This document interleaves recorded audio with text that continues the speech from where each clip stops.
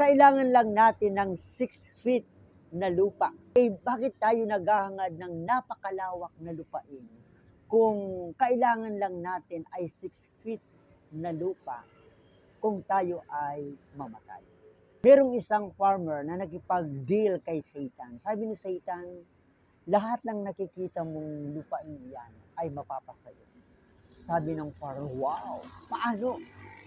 Sabi ni Satan, pagsikat ng araw at paglubog ng araw, lahat ng maaabot mo sa paglalakad o pagtatakbo ay mapapasayo. Kaya sabi ng farmer, sige, deal ako yan. 4 AM pa lang gising na ang farmer at hinihintay niyang sumikat ang araw. Exactly pagdating ng 6, sumikat ang araw, takbo siya, bilis.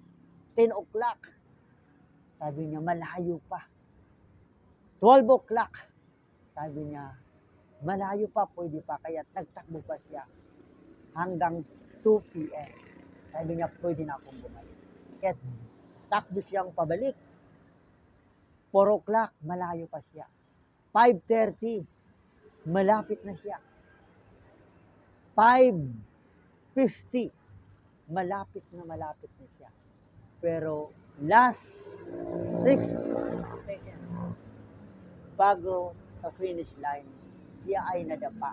At eksakto yung kanyang ulo tumama doon sa finish line. Inatake ang farmer at namatay. Sabi ni Satan,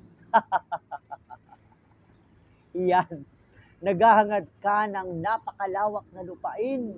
Ang kailangan mo lang ay 6 feet below the ground. Lesson. Enjoy what we have. Live simple. Huwag mainggit sa blessing ng iba. Mayroon ding blessing para sa iyo. Gusto mo bang malaman kung paano gamitin ng tama ang pera natin? Attend isa sa aming free financial education. Pwedeng face-to-face, pwedeng online. Kahit nasa ang solo ka naman, pwede. Live God, design.